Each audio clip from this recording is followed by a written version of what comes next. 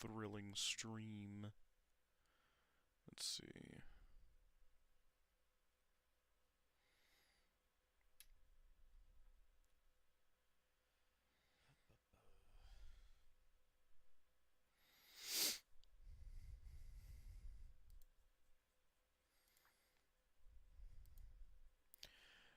Wait for the chat bot to join, and we'll get started in a game and start testing some builds. Let's see. Hopefully it's only going to take it a couple minutes. It might give us a chance to let some people filter in here. Wait for the chat bot to join, and we're looking good, looking good. Alrighty. While I'm waiting for that, go ahead and spend a little bit of blood points.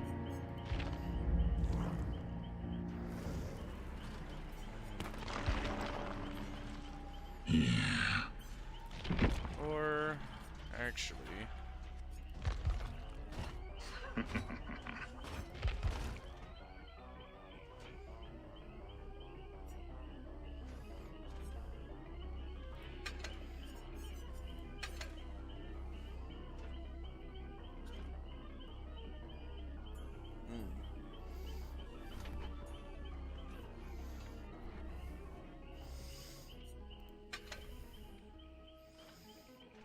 instead of distressing,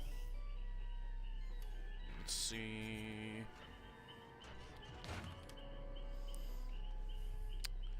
Oh yeah, go ahead.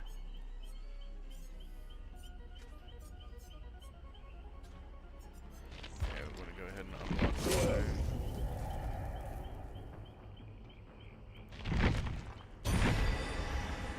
Excellent.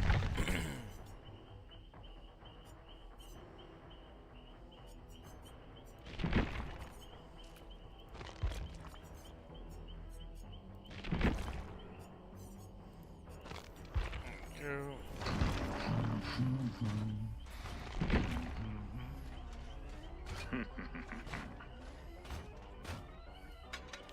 But since we don't have that at the moment,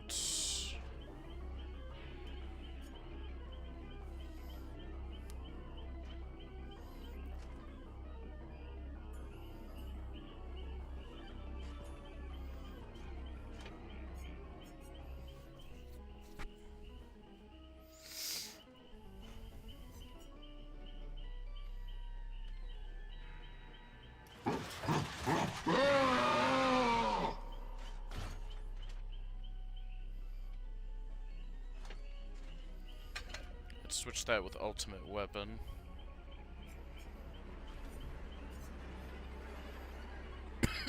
Excuse me.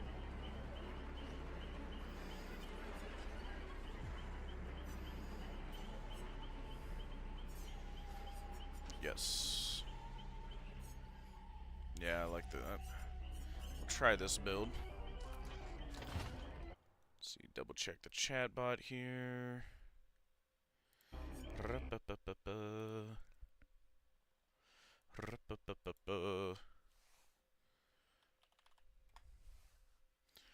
Test again, see if the chat bot joined without saying anything again.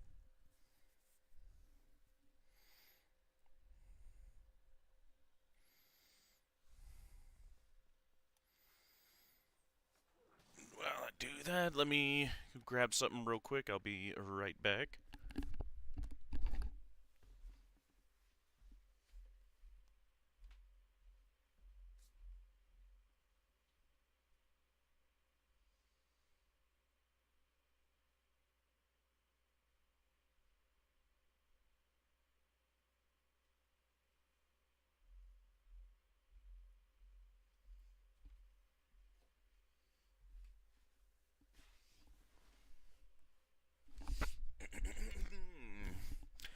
There we go. I am back. And let's see. Ooh, yeah, we're starting to have people filter in now. Hey, guys. Let's see. Has the darn chatbot joined yet? We'll test again. Let's see. Hey, cameraman. Always nice to see you around. I only just started streaming a couple minutes ago. I just don't know why BotRix takes so long to join sometimes. Let's see. This again, yep.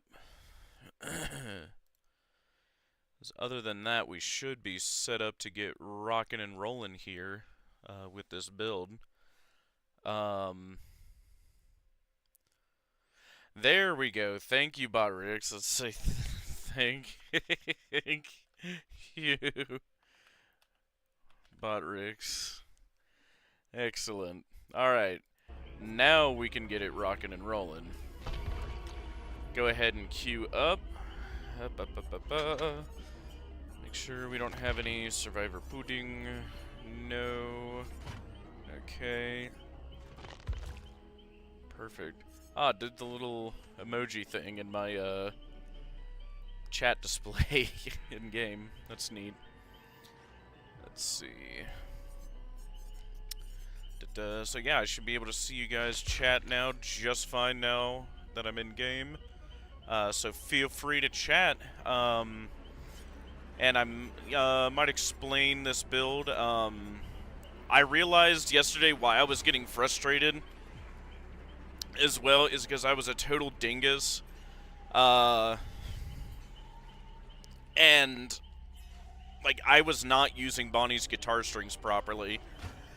You're supposed to actually sit there and look for a second, and the gens will start to turn red that are being worked on when you're in, like, the ether before you go through the office.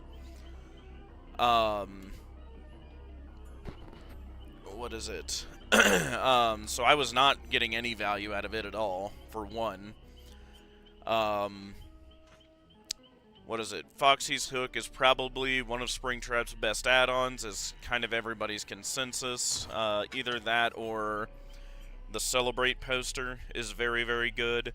The Faz coin is very, very good. And the Security Guard badge is very, very good. But it's a little bit more specific to undetectable builds. But what I'm attempting to do with this build is so first off, we've got lethal. At the very beginning of the trial, all survivors will see for 8 seconds, which is huge because again, we're Springtrap. We've got a teleport ability, and if I know where they are, I can just teleport right to them, and that effectively guarantees me a chase like immediately, which is what we want. We don't want to waste like a extremely precious early game 30 to 60 seconds even trying to find a survivor and get a chase started, like I had happen a couple matches, right? Some of these survivors are very crafty. They're very good at knowing when to hide, and when not to work on a gen, so I don't stick around that area either. What is it? But you know, even if after that point, right, let's say I get a hook or two, and that's cool, but then I can't find anybody, and I teleport to an area and a gen's been worked on, so I can tell someone's been there. That's why we're going to use Ultimate Weapon. So then every time I open a locker, within 32 meters, all survivors will scream and get blinded for 30 seconds, which is huge, right?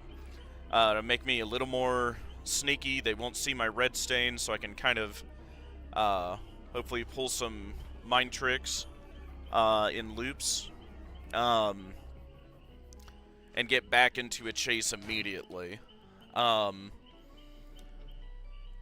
And what is it? Every time we get a hook, we'll get barbecue, right? And then we'll see every survivor that's more than 50 meters from the hook. Excuse me. For 7 seconds, actually, not 5. because lethal will buff it by 2, so 5 becomes 7. So for 7 seconds again, we'll also see where everybody is on the map again, which is just shy of basically what that huge 8 seconds we get in the beginning. So the idea is constantly throughout the match. Thank you, William. With every hook, we'll constantly be getting aura reading and going in between the match. And while I'm fast traveling with Bonnie's guitar strings, I'll be able to see what gens are being worked on, right? So, say I go through, maybe I get a hit, but I don't get the down, and now it's time to go back. I hop back into a security door, and I look for a few seconds, and I can immediately see which gens are being worked on, because they'll be more red. And then in Chase, yeah, Foxy's hook is kinda hard to beat. Because either I get the hit, and they get the axe in them, right, which is great, or I miss, and I run through the axe's aura on the ground, and then I get 10% haste for 6 seconds, which absolutely makes a difference in Chase, right? I saw Hens was getting some very good loops against survivors with it. Hey, you don't need a lot with haste, right? You need just enough to get that second hit in, really. You know, most of the time, right? You know, especially if I can get him to capitalize on his undetectable that he gets after going through a security door, right? Which is almost why I kind of prefer security doors not to be right on top of gens, right? And I know there's a give and take there, right? Because on the one hand, if you have a security door right on a gen, right, like there's no traverse, like you can immediately get there and maybe even surprise survivors if they're working on it, right? Possibly. But more than likely you're not going to surprise them. And they're immediately going to W key away. But you already are super close to them, right? But, with having the security door a bit further away, like just behind a corner, they might not hear you go through the door, and you're going to be undetectable as you go up too. So you might actually not only get the hit, but if you're really lucky, you might even get a grab on them if they're not paying attention for even just a second, right? And people might say, oh, I'd rather, have the door close to the gen. It's super rare to get a grab. I can tell you having played a lot of Scratch Mirror Myers, it happens a lot more than you think it would when you're undetectable. Or at the very least, you're getting consistent hits. With a survivor that was on a gen and you snuck up on them. Because then, I've only got to hit them once with the axe. Right? If I can hit them once, they're down, right? And it's hook time. Which is huge, right? And then every time I'm getting a hook, I'm getting barbecue value. So it's just, with this, hopefully I'm always in a chase. I'm always applying pressure, which was my problem last one, right? Like, I was leaning heavily on slowdown, which, as boring as it is, it does work, right? But this is coming at it from a different angle, right? Instead of slowdown, I'm just applying so much pressure that they can't really do anything, right? Like, even if they're gen jockeys and so committed to finishing that gen, they are in an extremely bad position and gambling a lot, because if I get, like, 2 hooks at the same time, and we're at, like, 4, maybe even 3 gens, and I've got 2 people on hook, there's only 2 of you I've got to down, and it's GG. Like, do you really want to risk that? Do you really want to finish that gen that bad that you're going to risk throwing the entire game, basically? Because especially if you're already injured, right? Like, say I've got 2 people on hook and one of you's injured and the other one's fully healthy. Well, then I'm going to drop the injured person first if I can, and then I just gotta focus on the healthy one, and it's GG, right? And so, like, it's a gambling act, survivors play, and, like, I don't know, I just think there must be a lot of high-stakes gamblers, right? Because they seem to want to really finish that gen first, rather than get, 2 people off hook. Or they've got the opposite problem, and, like, the second anybody goes on a hook, you've got all 3 abandoning their gens, and going for the rescue, right? Which, hey, is great for me.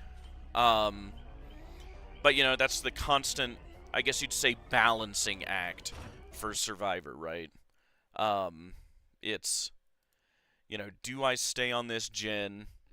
Or, you know, do I go for the unhook and risk him coming by here, kicking the gen, and getting it to regress, right? Or also assuming, right, like, I'm not running something like Ruin, right? Which I guess would be an appropriate name for a Springtrap perk. Ruin, I think, is very nice as well, and I almost wish I could fit it in this build. But in case you didn't know, while the Hex is active, all gens are affected by Hex Ruin. While the gen's not being repaired, so like any second they're not on a gen actively repairing it, it immediately regresses at 100%, like constantly. Constantly. Like, and there's no limit to how much of this can happen, right? Like, a survivor can 99 a gen, and then I run around and do the shimmy, you know, to them at that gen, and now they've got to get off of it. And then say I'm in chase with them so long that it goes all the way back down to 0, right? They can get right back on that gen and 99 it again, and then I come around shimmying again, and then the whole thing can just repeat again. It'll regress all the way to 0, and you can just keep doing that, right? Unlike something like, blah, blah, blah. Popo. Unlike something like Pop Goes, right? Because you can only kick a gen so many times, right? What is it, like 3, 4, 5, somewhere in there? Which, granted, it's a huge chunk you get. But if you can only do that a couple times, is it really worth it, right? Sure, you get it faster. But once you hit, like, at most, what, like 60% loss of progress? Like, that's pretty much all you're getting out of that gen. But with Ruin, you can just keep doing that forever. It's just the trade-off is that it's a lot slower. But if you're constantly applying pressure and you're constantly, like, combining this situation with Ruin would be super great, right? Because then that makes the decision even harder for the survivor, right?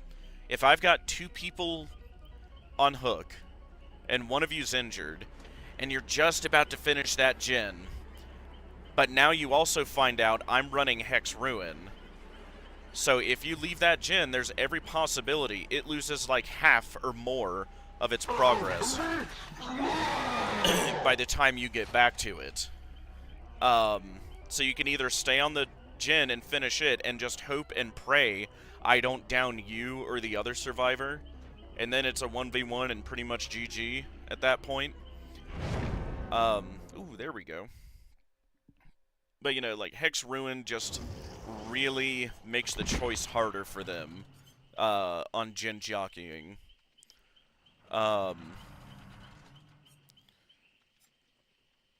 Which, blah, blah, blah. We'll try it with, this build, actually. But yeah, I want to check this aura read one first. Let's see. Check here. Yep, stream looks good. Thank you guys for sticking around. We're about to get in a match here. Let's see. Yep. Perfect, and let's get it poppin'.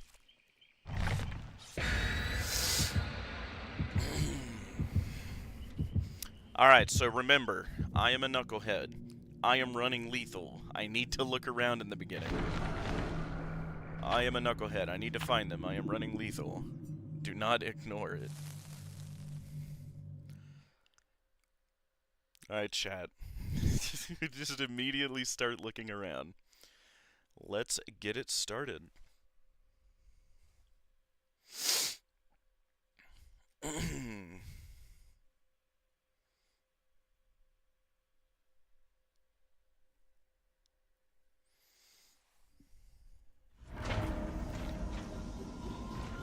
Freddy Rizbears? Lol. Alright. Let's see. There they all are. Yep. Oh boy, oh boy. Well, that's gonna be easy, and they all decided to go there. Hello, guys.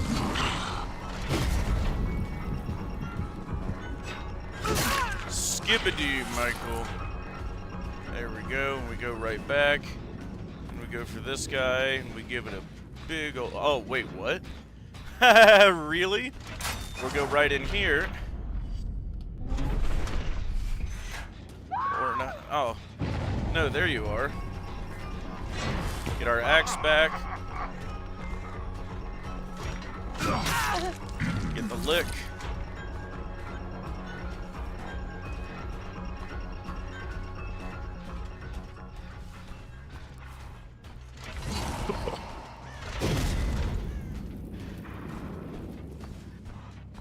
No? Okay. She just straight boogied. Alright, kick this guy. We're gonna hop in here. Yeah, this guy. See, now we're getting add-on value.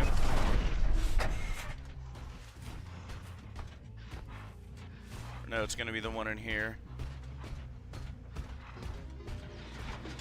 Yep. Come here, you.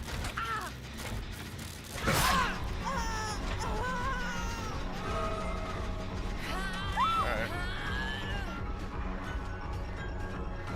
Alright, what you guys are doing. Here we go. Wait there.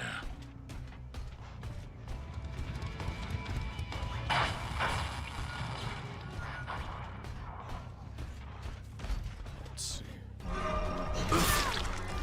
Freddy Rizbears. Grab our axe back. Hello there. Excellent. Look at that. 2 people on hook.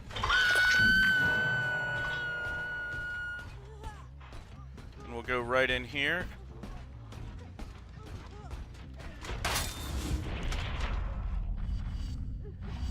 Yep, and we're going to want to go to number 3 here.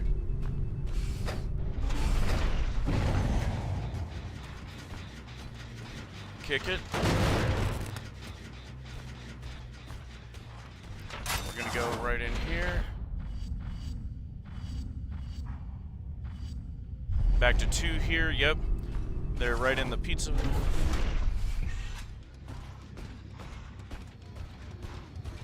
They're right in the pizza. There. You will submit. Go. I don't know what was up. I don't know if I just scared her or what. There you go. Go.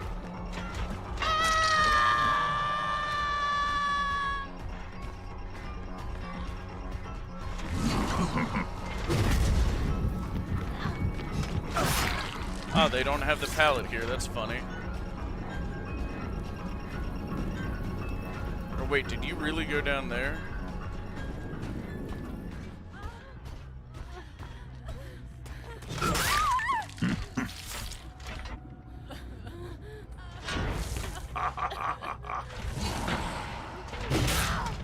What's going on there?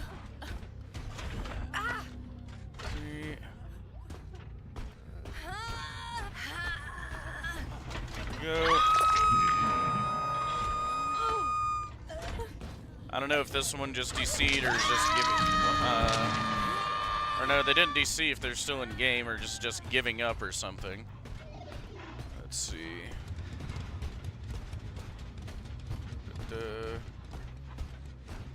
What is it, because you guys didn't slam 3 gens in my face immediately? You're suddenly not interested in playing? We'll check this one real quick and then we might check Shaq. Yeah, that guy's regressing. Yeah, we're gonna want to check this one.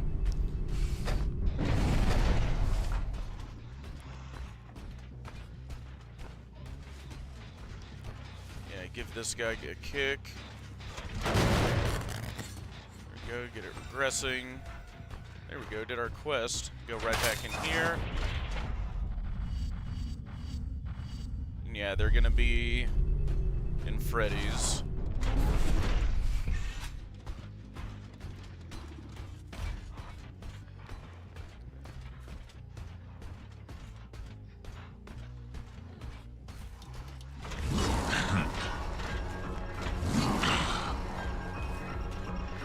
Oh, you sure didn't throw that.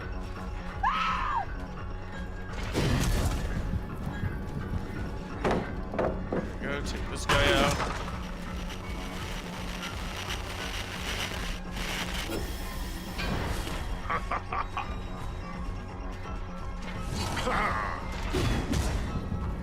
Go.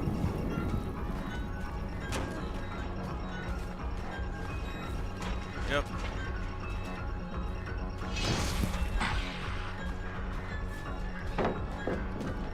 Go. Here.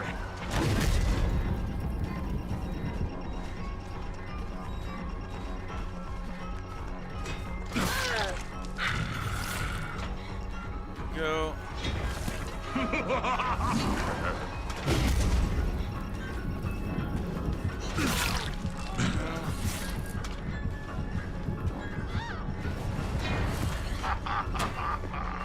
Go.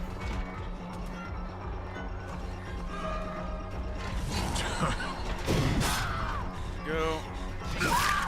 There we go. Yes.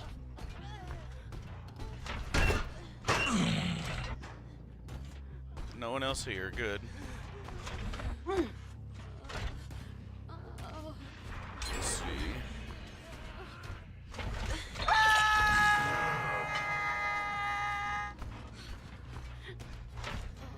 Grab you.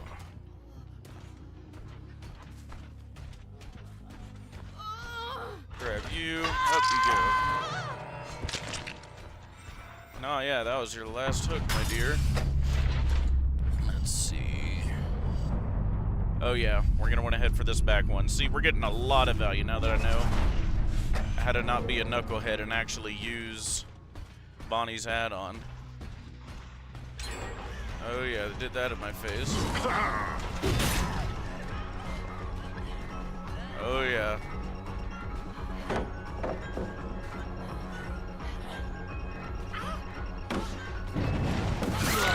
There we go. Lay there and suffer. Lay there and suffer. There we go. I am the law.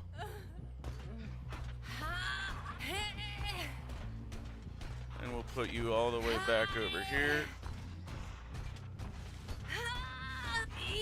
Up you go.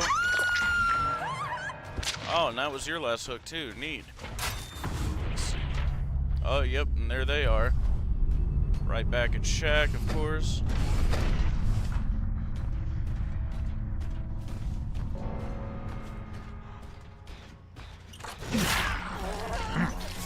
Oh, did I scare you? Yep.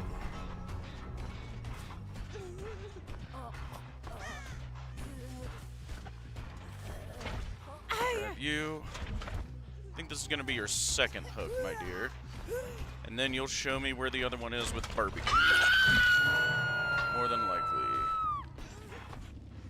No, so she's close. Okay. Here, let's see. Check a locker real quick. Oh, what? Okay.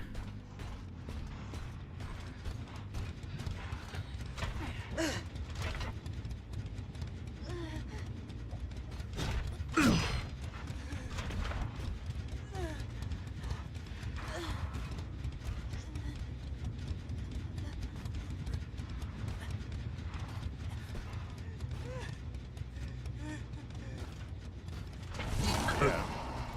Right up there. Yep.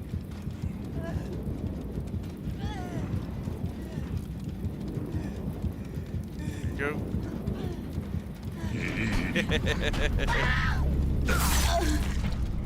Watch the show, everyone.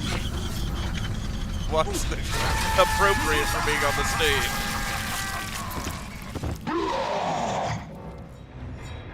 Good stuff. Yeah, not bad. GG's was funny at the end. Good match. Perfect. What am I shooting? I think the one gave up early. Not sure. Yep. Good stuff. Happens sometimes. I'm mainly just testing builds, though. They were literally standing around for 3 minutes when it started. Could have been waiting and went AFK. Oh, you had barbecue. Yep. Works well with lethal. This is an Aura Reed Springtrap build I'm testing.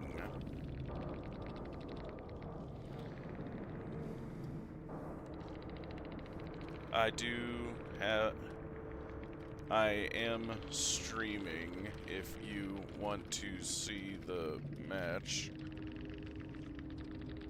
We call this game a for sure. Send it. Unnamed security guard on YouTube. Stick doodle figure at desk is my avatar. Just if you want to watch it back from my perspective. Yep. Sweet. Sub if you like, and good luck next match. Good stuff. See, I like having positive if I could speak, conversations with survivors. Hey, and there you are, Killer Bear. Yeah, that was a good match. Yeah, mainly we're just testing builds here, which this is the Aura Reed build I ran. What is it? Like I was telling chat, Hens was running different builds earlier today, and the Foxy's Hook is, honest to God, one of his Springtrap's best, if not his best, add-on. Because you're either getting a hit or you're getting 10% haste for 6 seconds, which is just huge, right? Because that's effectively a clown bottle, right? He gets 10% for, yeah, around 6. So, yeah, you're getting a clown bottle, basically. And then if you don't, you get the hit, right? And Bonnie's guitar strings was also giving me a lot of Aura Reed, right? Because while I'm in, like, the ether between security doors, I can see which gens are being worked on, which is also huge for not wasting time looking for survivors. I've seen someone do Insidious and then stood on stage to see if anyone noticed. Oh, that's funny. God, I want to try that with a stealth build at some point. And just to, like, have one of the perks be Insidious, just a meme. Oh my god, that would be funny. Or stand in Pirate's Cove or something. Ah, that would be really good. Maybe they think it's an Easter egg for a second, like, oh, Foxy's here. Like, oh no, that's not Foxy.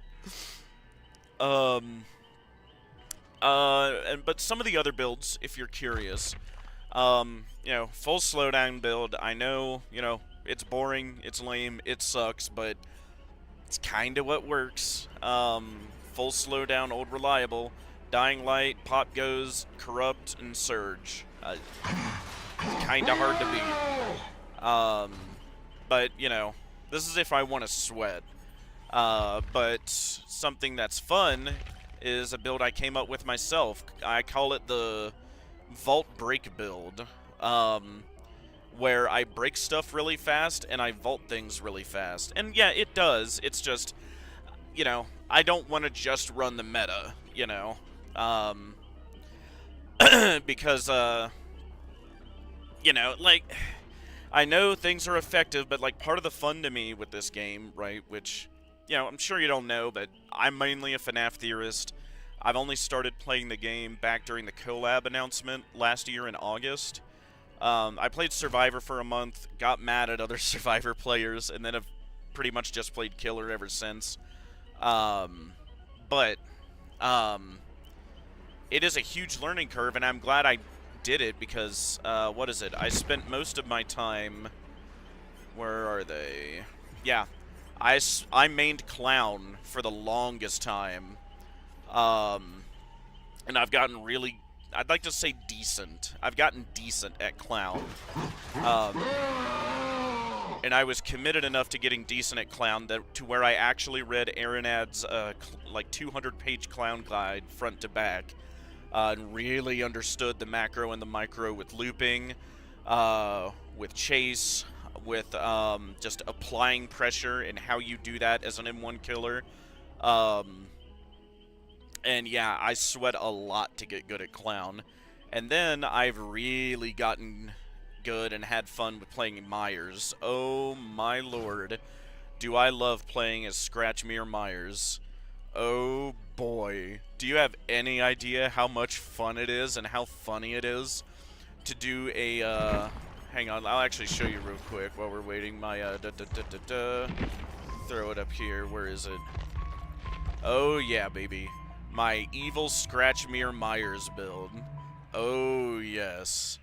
Do a full Devour Hope Hex build with Scratchmere Myers on an indoor map. Oh yes. I love it. All I need are 3 hooks. 3. That's it. And even if they are able to destroy my hexes, despite Undying and Thrill of the Hunt, I've got Pentimento after that, and by then, even if I only have Devour for a couple minutes, like if I get 3, 4, 5 hooks out of that, it's pretty much GG. At that point, right? But I've really loved getting good at Michael, which is kind of a shame because I wasn't expecting old Willie A here to be a projectile killer, so I've had to get really good in the last like week with the projectile killing. I'm the fun one. I'm the fun one. I love his voice lines. Excuse me. But the idea with this Vault Break build is if I get the hit, right, I activate Unbound, which Unbound gives me, it was recently buffed. You can do it every 30 seconds, and you get 10% haste for 10 seconds after you vault a window, after hitting somebody. Anyway, right, it doesn't matter, and that's the critical part for this build. Becomes injured by any means, so I don't have to M1 anybody. If I hit you with an axe and you get away, oh, that's just fine. I've got Bamboozle, that'll make me vault a little bit faster and block the vault location in a loop, and then after that, I've blocked the vault, and now I'm 10% faster for 10 seconds. And I'm at the if I don't pick my axe back up, I'm at the normal 115 killer speed plus 10, right? Which is what I would do. Which means more than likely, I'm going to get you before you get to the pallet. But even if you do, I'll have run through my axe's aura and also gotten the Indo CPU value, right? Which combined with brutal strength, what is it, 25 plus 20? I'll break pallets 45% faster. So not like lightning fast, but I'm gonna chew through pallets fast, and you're not gonna make that distance. Bare minimum, I get one more shot at you with the axe before you make it to another loop. And then it's just, it can snowball fast. Now granted, there is 0 slowdown with this build, right? A little bit of aura reading with ultimate weapon, but this build is kind of like a glass cannon, right? Either I am applying pressure constantly and I'm doing it fast, like early in the match, because I need to do it quickly. Because if I don't, I can get to a point where I've just not built up enough pressure, and it's like 3 gens have popped in like 4 or 5 minutes, and it's basically GG if I don't have someone dead, or in the process of dying at that point.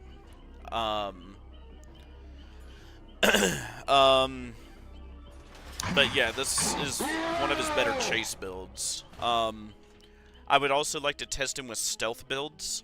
I know they said they didn't want to make him a pure stealth killer, but I mean, at the same time, we look at his bio, he's got a 24-meter terror radius. Clearly, they made him lean stealth. Yeah. Full slowdown, it's boring, but it works. Aura Reed build is fun, and I got a lot of value last match, as you guys saw with it, right? Because, in my opinion, one of Springtrap's biggest powers is, me wasting time at the wrong gens, right? Which you wouldn't think would happen a lot, because he TPs so quick, and he can do it constantly, but the problem is, like, it's still a good...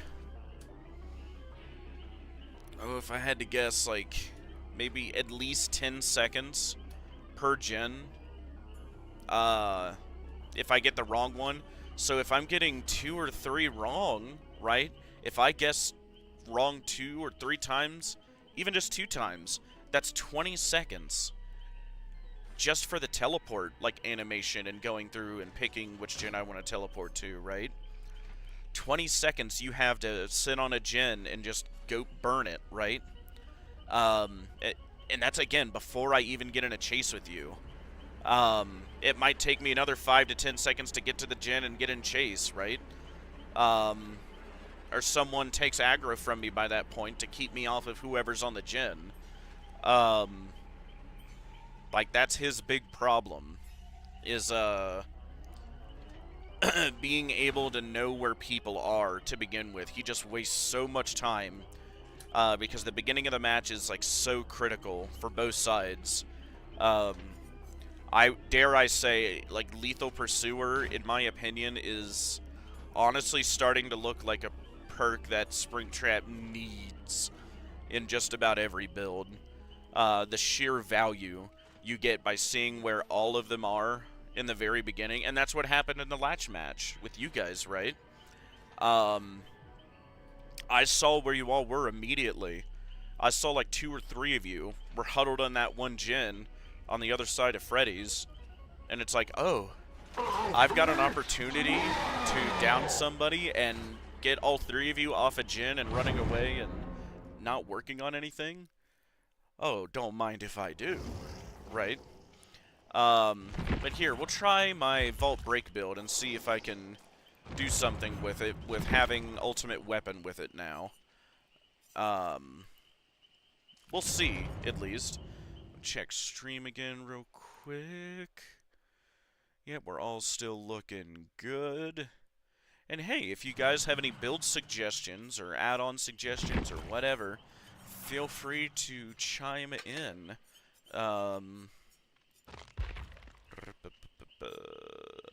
Yeah, we'll do that. I want blood points. I need a lot of blood points. There we go. Excuse me. Yeah, we're looking good. We'll give it a shot at least.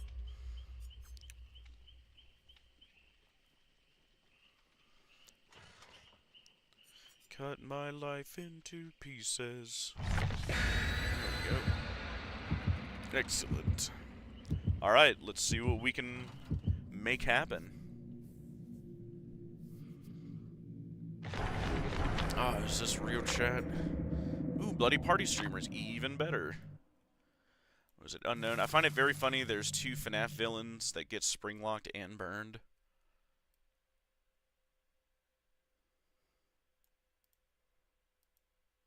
I know William did, but who's the other? I'm just drawing a blank right now. I've been so focused on in-game. I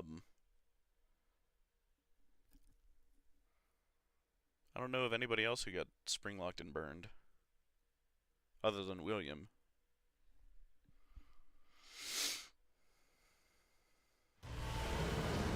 Wait, what?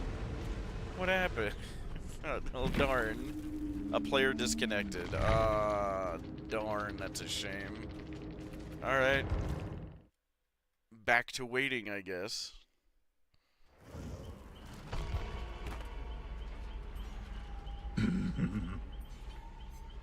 Alright, back to waiting 20 minutes. I find it very funny that, yeah, 2 FNAF villains to get spring-locked and burned. Now I can rack my mind and think.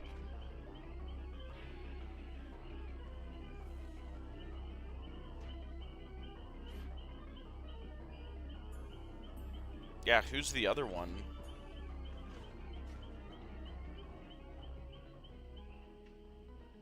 I'm pretty sure it's just William that gets both spring-locked and burned. And the only characters we know for sure... The Mimic is the other villain I was talking about. When did the Mimic get spring-locked? I've not seen anything about that.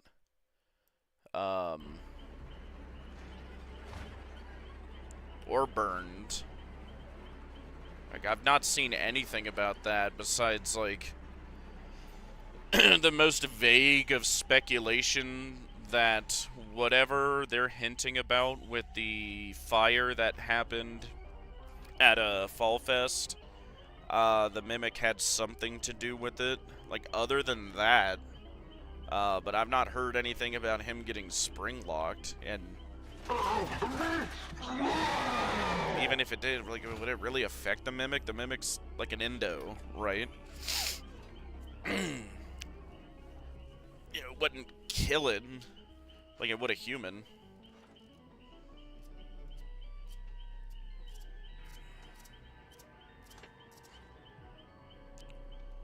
Might find it annoying at worst.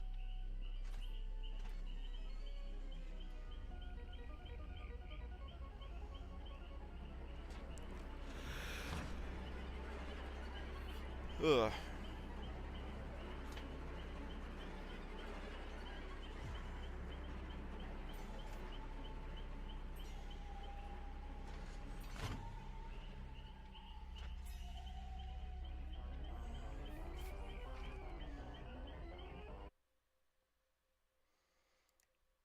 Let's also see. Let's see.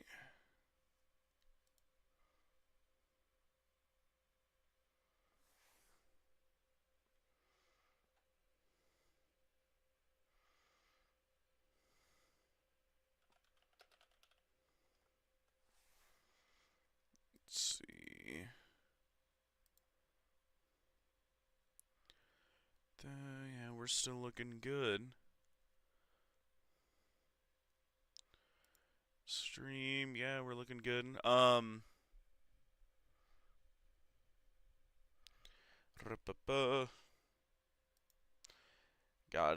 that sucks you get disconnected like that, but I mean, there's no telling. Like, I don't think it was mine.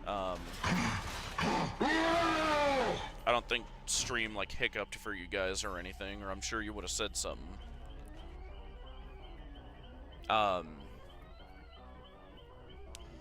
And usually Starlink is pretty fast about swapping satellites.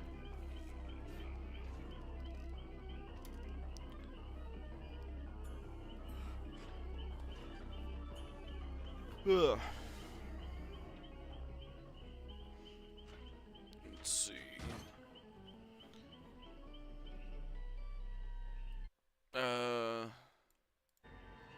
The Mimic is described as burned in, oh yeah, the first book and gets spring-locked in the last. Okay.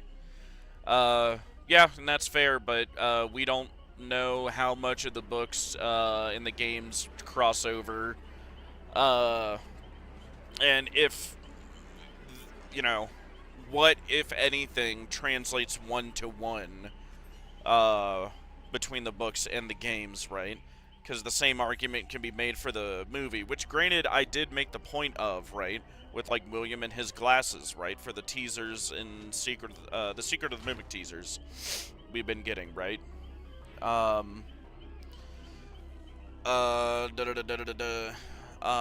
I guess I'll just say that's worth pointing out, like, we don't know if that's true, or, like, not true, but, like, is canon to the games, right?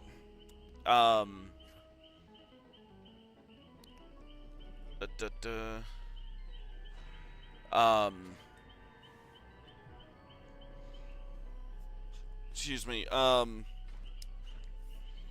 some of the books might be more canon than others, right? Like, take the Silver Eyes, right? Like, I really don't think that there is a character, or, like, Charlie,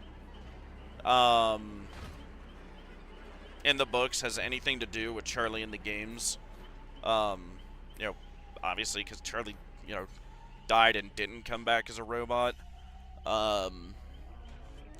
So it's just, you know, anything from the books, it's not like I throw it away, it's just I take it with a pinch of salt, or I'm more inclined to believe, like, I guess you'd say character details, right? Like William and his glasses, or, like you say, sure, Mimic being burned, right? But I more align that with the speculation about Fall Fest, right? Not to say that, you know, a burning's a burning, a burnt is a burning, right? But, I don't know. I guess, what is it? I was just saying that it's funny that they were both burned and spring-locked. Yeah, Mimic in the games, Mimic in the books, William in the games, yeah, they both were. I guess that is, yeah, worth pointing out. That is fair. I guess I'm just saying I don't know if... Or I guess really, like, what to do with that, right? Because, I mean... what am I supposed to intuit with that, right? Like, I don't think William and the Mimic are 1-in-1. Obviously. I think there was a version of the Mimic program, i.e. Glitchtrap, that was copying William. Which that, to this day, is still its own speculation. Was Glitchtrap just a program that was copying William? Or was there a part of his soul in there, too?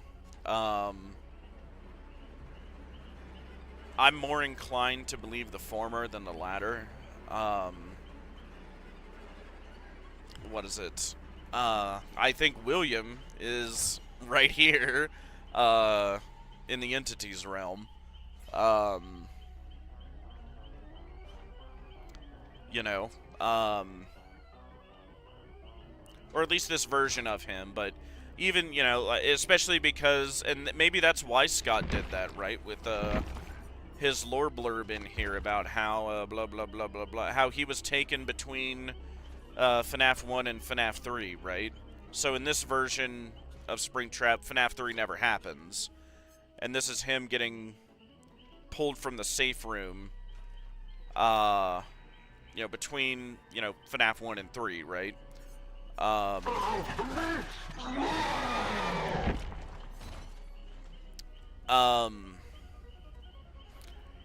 So the reason Scott might have done that and not pulled him from Ultimate Custom Night is because that would potentially change the lore of FNAF.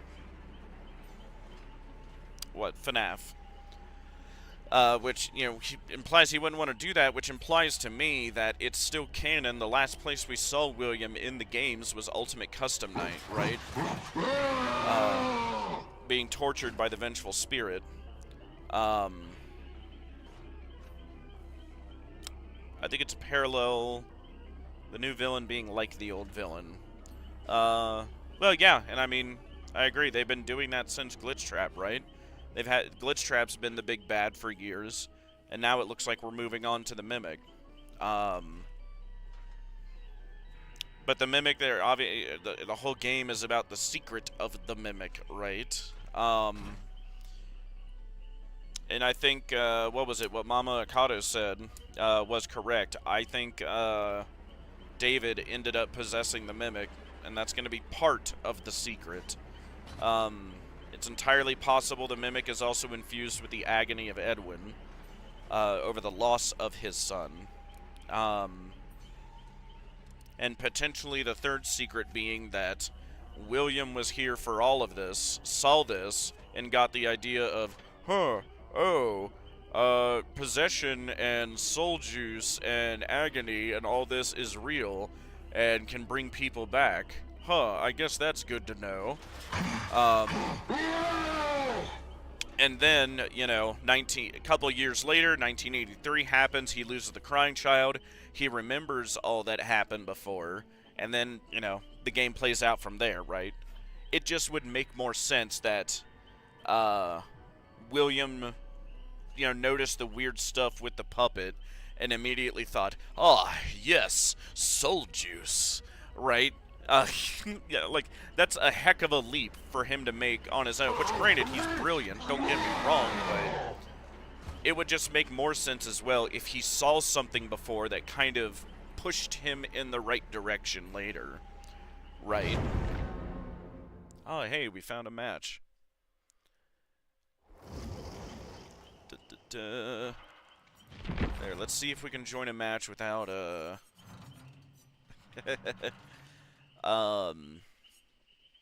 getting disconnected. There we go. Let's see. Check stream. We're looking good. Thank you guys for sticking with me and listening to me yap away. And I guess I'm supposed to. I am theorizing, after all.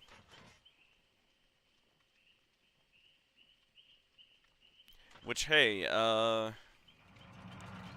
what is it, over the next couple days, or, well, here in the near future, I guess it's a tease, a bit of good news for my regular viewers.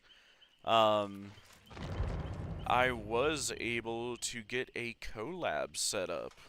I'm not gonna say with who, when, where, what, or how, but I'm gonna be collabing with a bigger name in FNAF in the future, so hopefully my channel might actually start to get a little bit more traction. Like, I don't, you know, want to be like huge or anything, just enough to where I can have more regular conversations. There we go. About the lore with people, to bounce my ideas off of people. Yeah, just like you've given me, like, oh, hey, did you think of this, right? You know. Apparently the Mimic model has spring locks in its leg and ruin. Yeah, it seems like a hodgepodge of things. Yeah, this is my pure chase build. I've got a feeling. I got a feeling.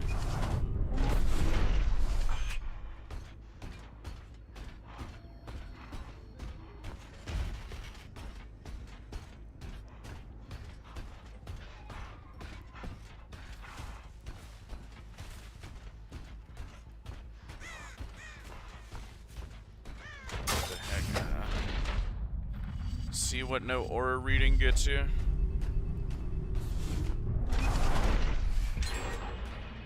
Sick.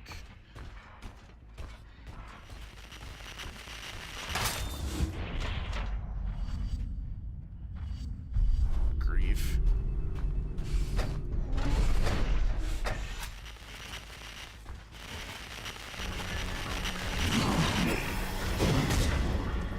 One gin popped.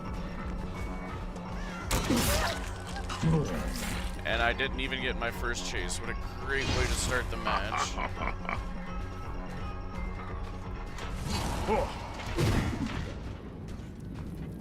Let's see.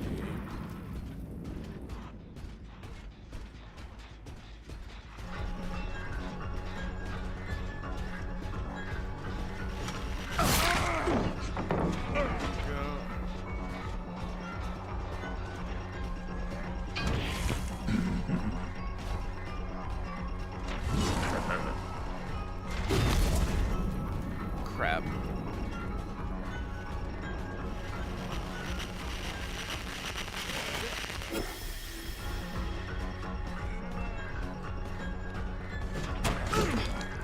Oh, come on.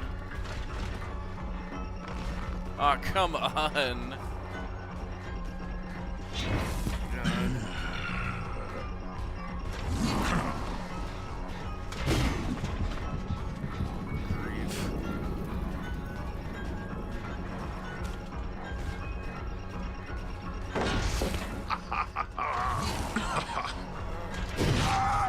There we go. Goodness. I'm sure another gin's about to pop. Yep. Hey, 2 gins for 1 hook. Not bad, right? Good stuff. Good God.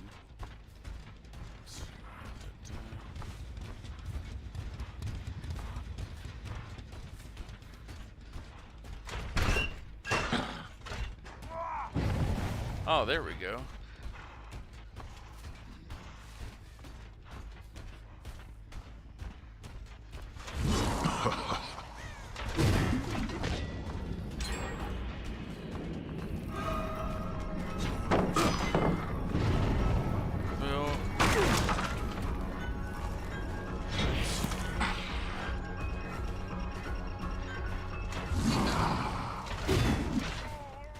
There we go. Bigly hit.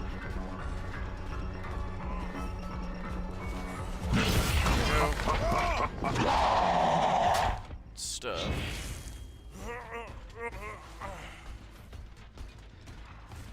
Down to 2 gins and what? It's been 3-4 minutes?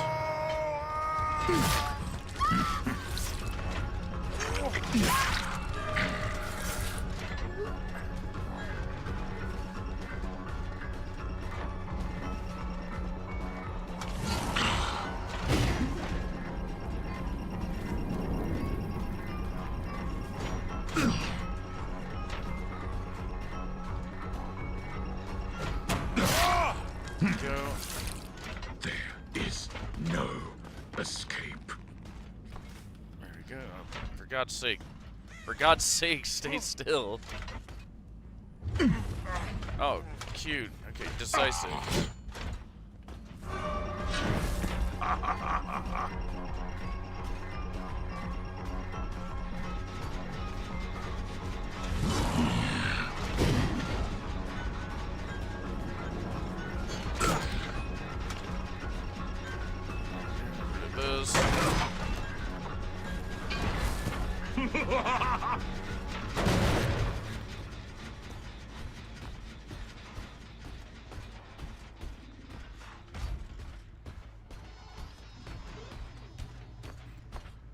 Let's see here.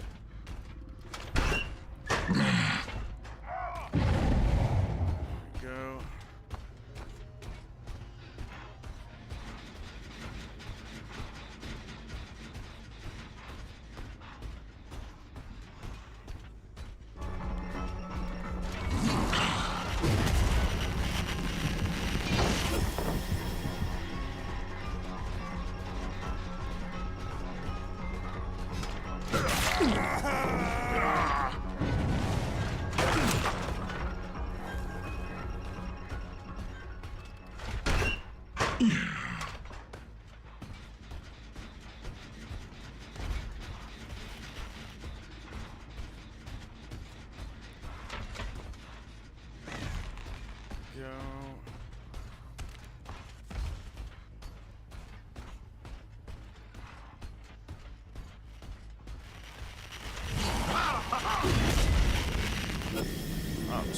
Okay, I guess I can't hit that either.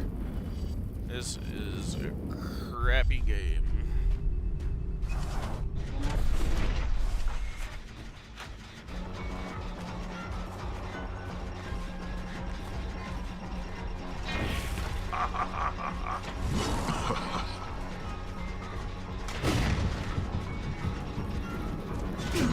Oh, for God's sakes, I am whiffing it bad.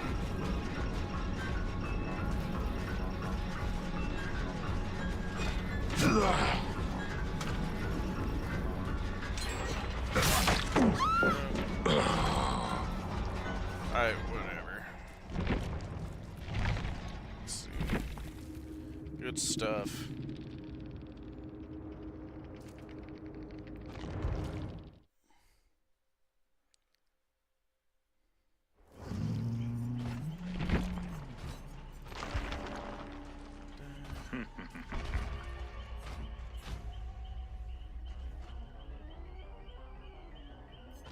Right back to it. Let's see. Yeah, this build seems really dependent on actually finding somebody.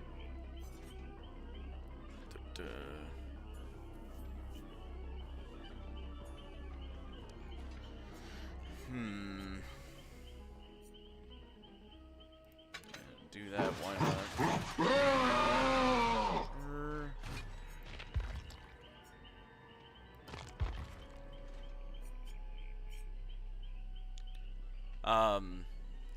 Spring locks in its leg and ruin. It looked like it had a hodgepodge. Like, I remember people tearing apart the model, and it had, like, parts of endos from all the different gens. Glamour, and even styles, like some Henry endos, Afton endos, and even Glamrock parts, so the Mimic was a bit of a hodgepodge, because, yeah, one of his hands is a Glamrock hand, which is massively interesting now that I think about it. And now that I also think about it, wasn't the security breach trailer that literally everybody forgot about, with that weird voiceover that nobody seems to remember, it also had that hand, you know, crawling on the ground on the end of the trailer, right? Maybe that wasn't supposed to trees Springtrap, but the Mimic.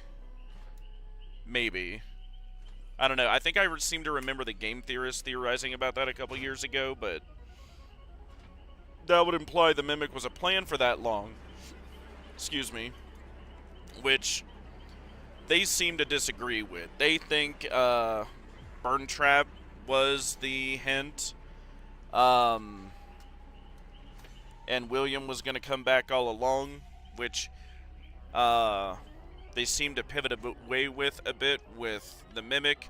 Not that they didn't, you know, made like Springtrap not canon or anything. Like, he does exist somewhere in that world, but I guess with the canon outcome we got, I guess it's correct to say that William just wasn't, like, activated, right?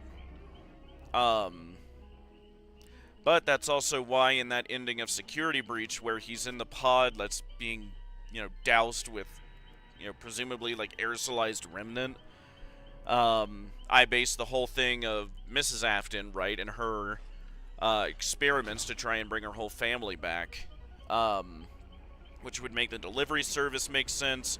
It would make the Pizzaplex make sense. It would make sense on who, all the hints about who's behind the scenes and who started Fazbear back and who has the rights to everything and who's okaying these decisions. And these you know, putting Vanessa there came from the very, very top, right? Like, that would make that all make sense. Because people leaning on, like, Mr. Burroughs for some reason doesn't make sense. One, he's a book character. And in the books,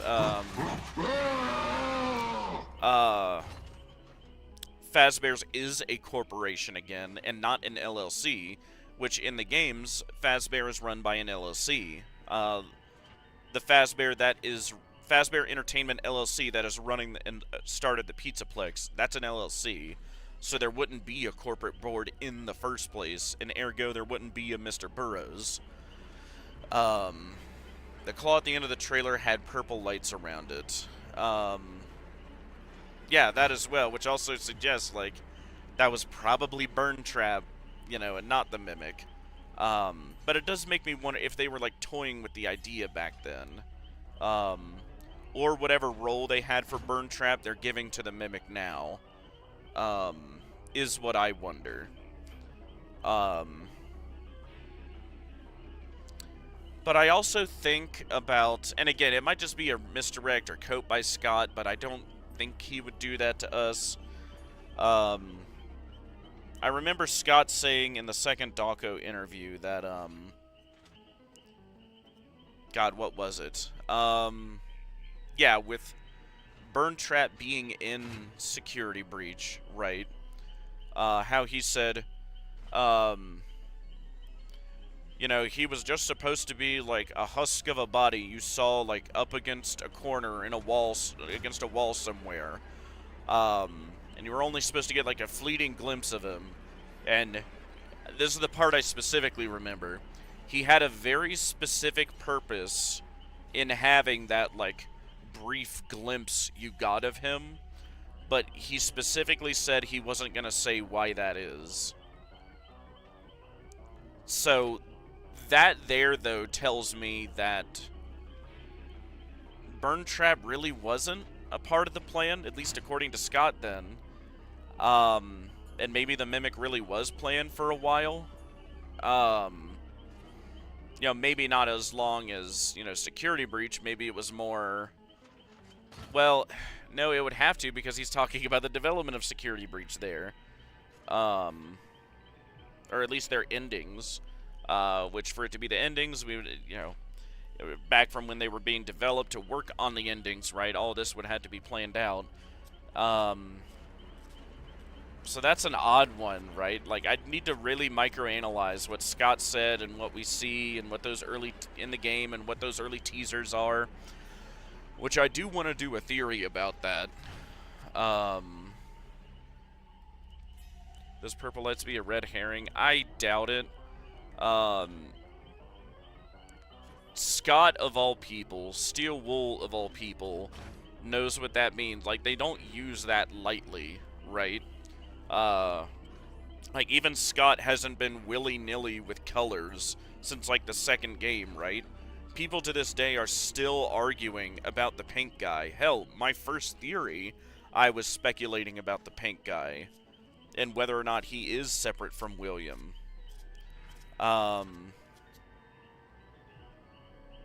You know, they know to be careful with colors, right? When anybody sees purple in FNAF, who do they think of? They think of William, right? Like, so obviously you're not going to throw purple around lightly unless you want someone to make that connection, right? That was my same argument with the Immortal and the Restless, right? Why did Scott give Vlad a purple cape? Why not, like, black or red or whatever? Like kind of what you see vampires in. If he didn't want people to draw the parallels between William and Clara, William and his wife with Vlad and Clara, why did he make Vlad's cape purple? Why is he intentionally, then, trying to make the player base make those connections? You wouldn't do it unless you wanted them to, right? And, you know, Scott, you know, in a series that's always been very notorious about being consistent with color, right? And good God, especially after the, whole Mustard Man debacle with, Midnight Motorist, where for years and years, people were debating, like, is that actually William, we see in Later That Night? To the point where it finally got confirmed in, what is it, the 5 Laps at Freddy's game, where, what is it, you get the, what is it, Purple Racer, which is the purple car with a bunny head on the antenna, a golden bunny, spring bunny head.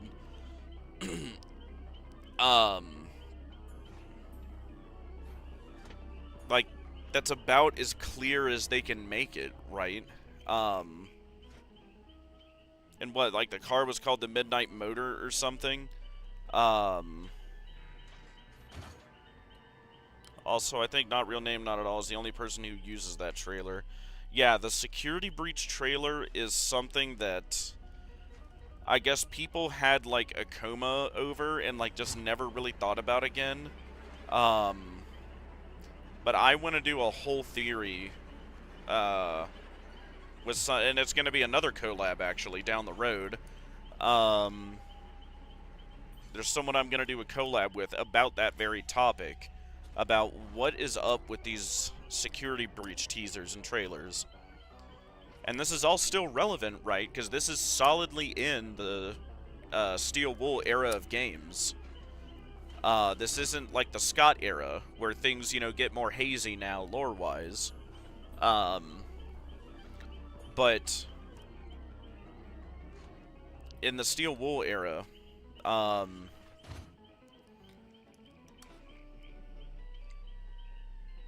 yeah, no, like, whatever is up with those teasers, I think is very important, and we just didn't pay attention to it.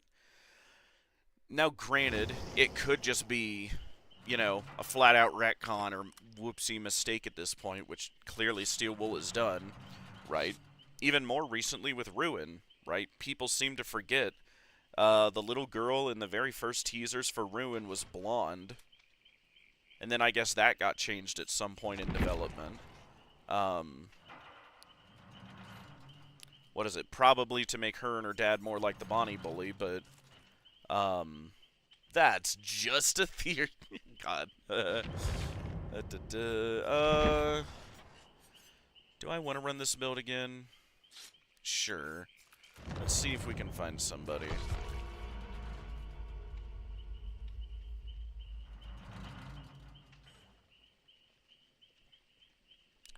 We will try it. Although I'm kind of liking the Aura Reed build more. If I don't do good with this build this match, I might just go to a stealth build.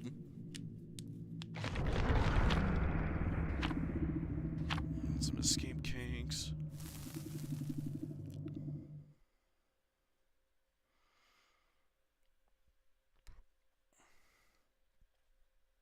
Excuse me. Check stream real quick. Yep, we're looking good. Thank you guys for sticking around. Let's get in the game here. Freddy Rizbears. God. Let's see.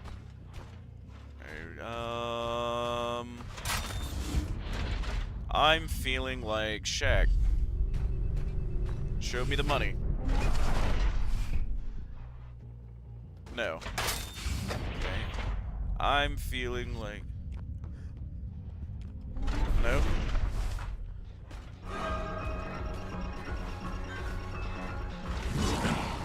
Freddy Rizbears. Oh, come here, my dear.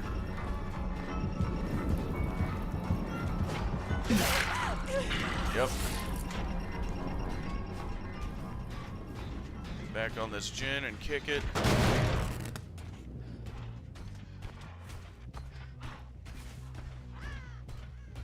Not on that one, so we're gonna go in here. And we're gonna go in Frebbies. Yep. Freddy Rizbears. I want my axe back. I want my axe back. Roar.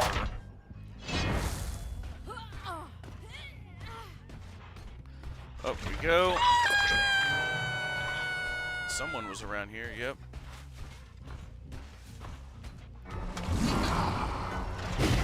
Shatter of the Erd Tree.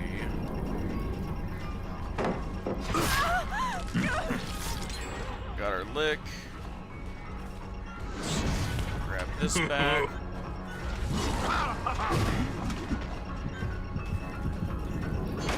Yep. Now we're gonna go here. We're gonna vault a window.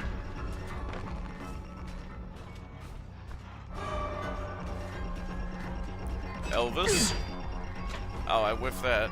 Elvis? There we go. Do you feel that? Do you feel it, Mr. Krabs? Do you feel it? Up you go.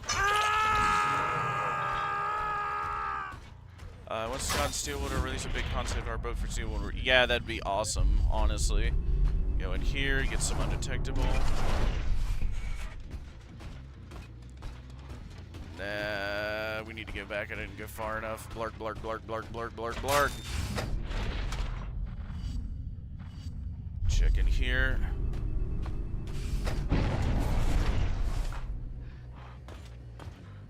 No. Check over here. Yep, we have a winner. There we go. Don't you run from me. Get my axe back. Oh yeah, there we go.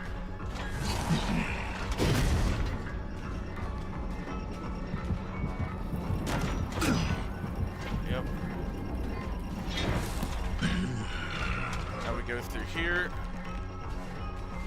We aim. She drops the pallet big one. Perfect.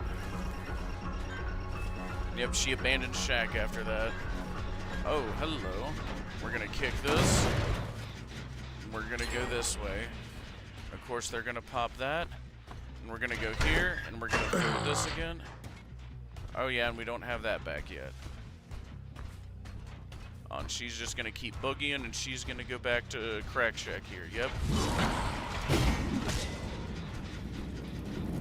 Almost, my dear. Recall our axe back. Here. Go, gets the lick. Man, they are gen jockeying.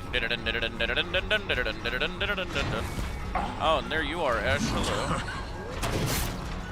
There you go. Oh, you guys are in a bit of a pickle now. Let's see.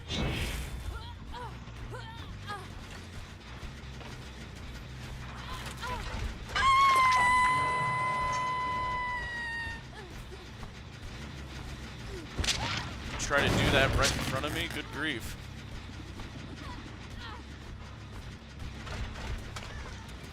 Here we go, get haste.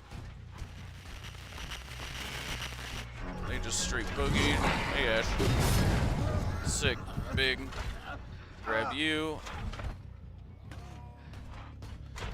There we go. We head right back over here. Oh, wow. They are gen jockeying real bad.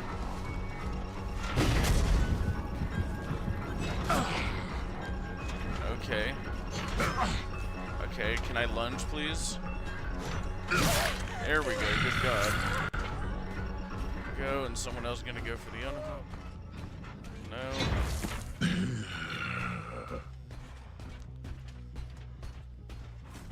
We're gonna check this guy.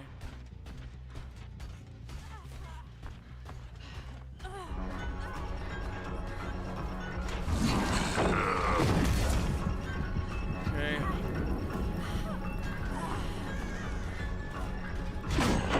Okay.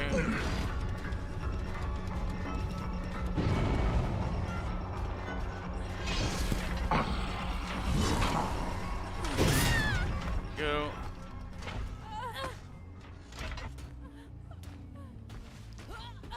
Grab you. Oh, that's you out. Here.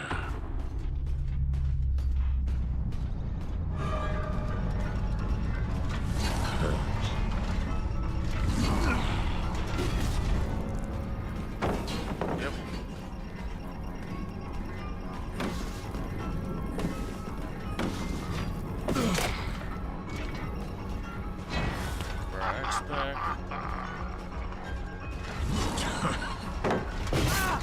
we go. Big.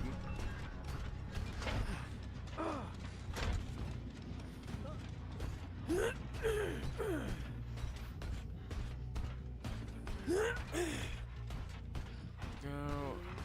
There you go. We're gonna check this guy over here. Oh yeah.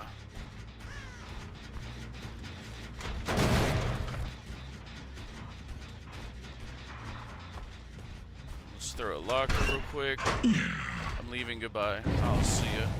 Oh, there we go.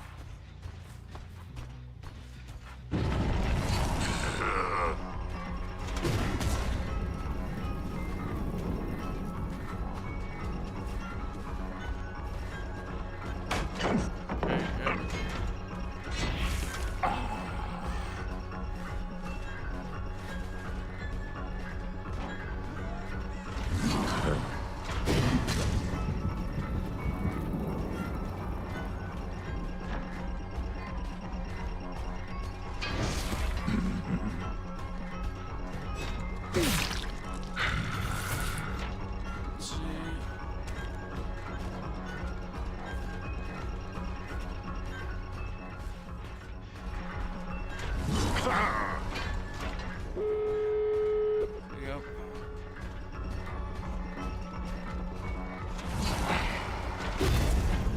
Oh, sick. Guess I couldn't go through there.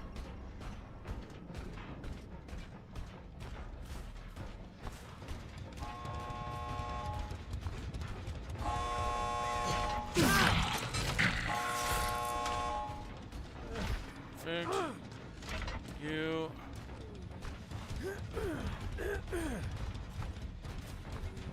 Up you go. Oh, we got the 2K. Now we're gonna want to hop in here and immediately go check the other gate.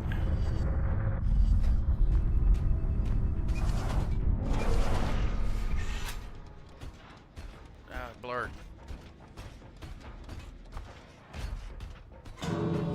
No. Oh, okay. It's clever. Okay, yep.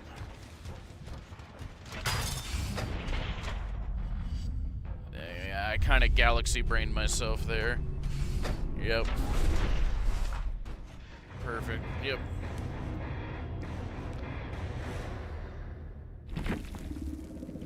Jeez. Galaxy brained myself at the end.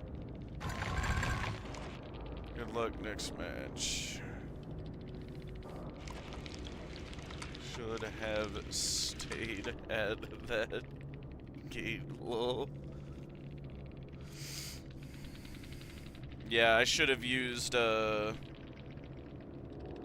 what is it? Ultimate weapon in the end there. But hey, we got a 2K, you know, draw. Good stuff, in my opinion. Let's see.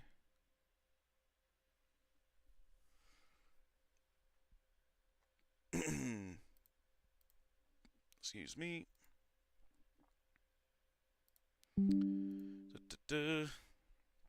But yeah, gosh, it's like 11:30 here. Probably end it there, guys. What is it? Hopefully, now that I don't have a bunch of crap to do, I will soon get working on a collab vid and some of the theories from here. But feel free to check out some of my newer and older theories posted.